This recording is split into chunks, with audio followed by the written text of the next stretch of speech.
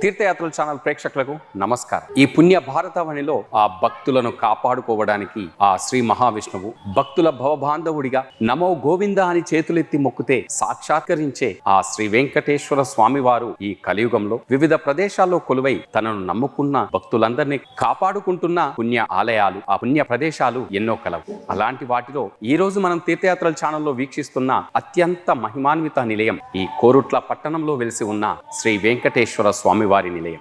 ఈ ప్రాంతమున కలియుగ ప్రత్యక్ష దైవమైన ఆ శ్రీ వెంకటేశ్వర స్వామివారు అలివేలు మంగ పద్మావతి సమేతంగా ఈ ప్రాంతంన స్వయం వ్యక్తంగా వెలిసి ఇక్కడి భక్తుల చేత నిత్య పూజలు అందుకుంటున్న అత్యంత గొప్ప ఆలయం.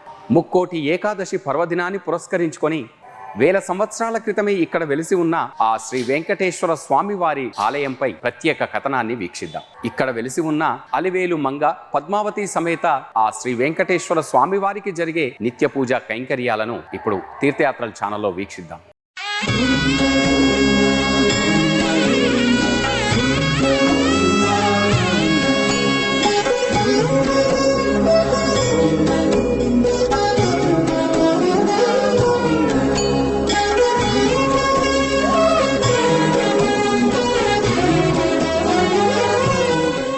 శ్రీ శ్రీనివాస గోవింద, శ్రీ వెంకటేశ గోవింద, భక్తవత్సల గోవింద, భాగవత ప్రియ గోవింద, నిత్య నిర్మల గోవింద, నీలమేఘ శ్యామ గోవింద, పురాణ పురుష గోవింద, పుండరీకాక్ష గోవింద, గోవింద హరి గోవింద, దురుత నివారణ గోవింద, శిష్ట పరిపాలక గోవింద, పాప విమోచన గోవింద, దుష్ట సంహార గోవింద, నవనీత చోర గోవింద, పశుపాలక శ్రీ గోవింద, గోకుల నందన గోవింద, నందనందన గోవింద, గోవింద హరి గోవింద అంటూ భక్తులు ఆ భక్త వత్సలుడైన శ్రీ వెంకటేశ్వర స్వామివారిని దర్శించుకొని ఆ స్వామివారి ఆశీస్సులను మెండుగా పొందుతారు.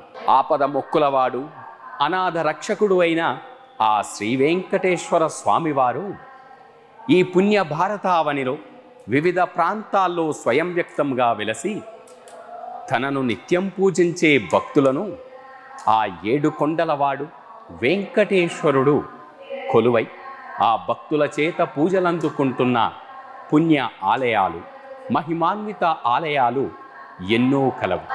ఎక్కడైతే భక్తులు ఆ స్వామి నామస్మరణ చేస్తూ ఉంటారో అక్కడ ఆపద బాంధవుడై ఆ 7 కొండలవాడు ఆ భక్తుల చెంతకు చేరుకొని వారి వెన్నంటే ఉంటూ గోవిందా అంటే చాలు ఆ పలికే వెంకటేశ్వరుడు ఆ భక్తుల పాలిట భవబాంధవుడిగా పూజలందుకుంటూ ఉంటాడు.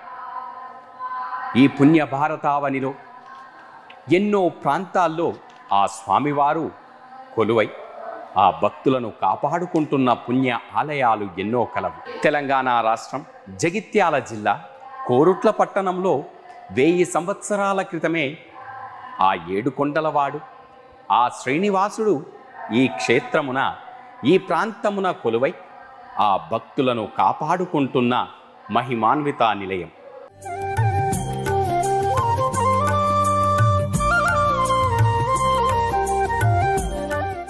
ఏడు కొండలు ఎక్కి ఆ స్వామివారిని దర్శించుకోలేని భక్తుల కొరకు ఆ భవబాంధవుడు వివిధ ప్రదేశాల్లో వెలసి వారిని ఆ స్వామిని దర్శించుకునే భాగ్యాన్ని ఆ భక్తులందరికీ కల్పిస్తూ ఉన్నాడు. ఈ కోరుట్ల పట్టణంలో పద్మావతి శ్రీ గోదాదేవి సమేత శ్రీ వెంకటేశ్వర స్వామివారిగా 1000 సంవత్సరాల క్రితమే ఇక్కడ స్వయం వ్యక్తంగా వెలసి భక్తుల చేత నిత్య పూజలు అందుకుంటూ ఉన్నాడు.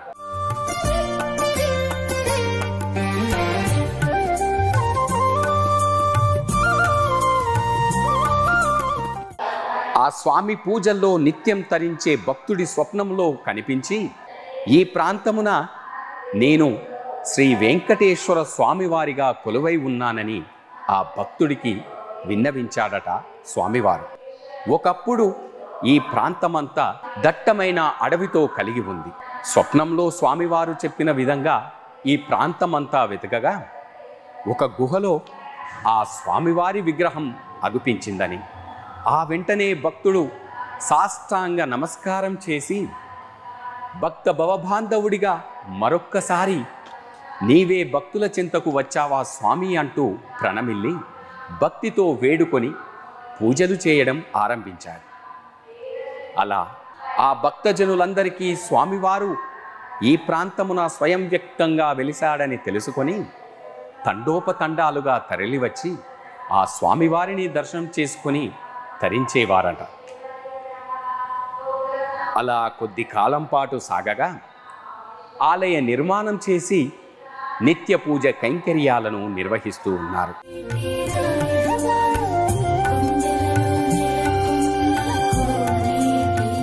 ప్రతి నిత్యం వేలాదిగా తరలివచ్చే భక్తులు ఇక్కడి పద్మావతి సమేత శ్రీ వెంకటేశ్వర స్వామివారిని భక్తితో కొలుసుకొని నిత్య పూజలు జరుపుకుంటున్నారు. విద్య, ఉద్యోగం, వ్యాపారం, సంతానం ఇలా ఏది కోరుకున్నా ఆపద మొక్కులవాడు, అనాథ రక్షకుడైన శ్రీ వెంకటేశ్వర స్వామివారు వారి వారి కోరికలను నెరవేరుస్తున్నాడు. అత్యంత పురాతనమైన ఈ ఆలయం చలువరాతితో నిర్మించబడి భక్తులకు ఎంతో చల్లదనాన్ని, ఆహ్లాదాన్ని కలిగిస్తూ భక్తి భావాన్ని పెంపొందిస్తూ ఉంటుంది. వివిధ చిత్రమాలికలతో ఎంతో అందంగా రూపుదిద్దుకున్న ఆలయ నిర్మాణం భక్తులను మైమరిపించేలా చేస్తూ ఉంటుంది.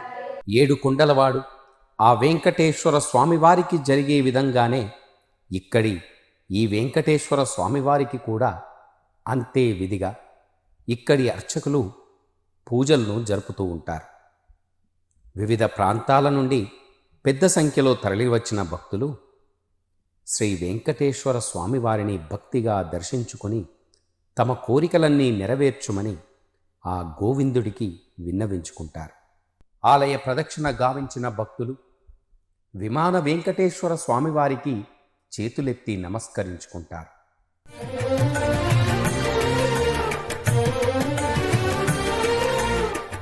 ముక్కోటి ఏకాదశి పర్వదినాన ఆ ఉత్తర ద్వార దర్శనం చేసుకుంటే ఆ సాక్షాత్తు ఆ మహావిష్ణువు ఆశీస్సులు మెండుగా లభిస్తాయని మన పురాణాలు చెబుతున్నాయి.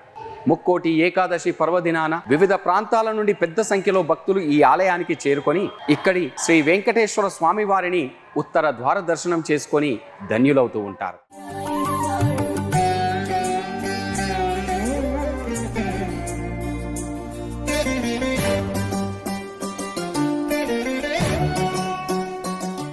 ఈ ముక్కోటి ఏకాదశి పర్వదినాన ఆ స్వామివారిని ఉత్తర ద్వార దర్శనం చేసుకుంటే సకల పాపాలు తొలగిపోయి సకల శుభాలు కలుగుతాయని మన పురాణాలు చెబుతున్నాయి.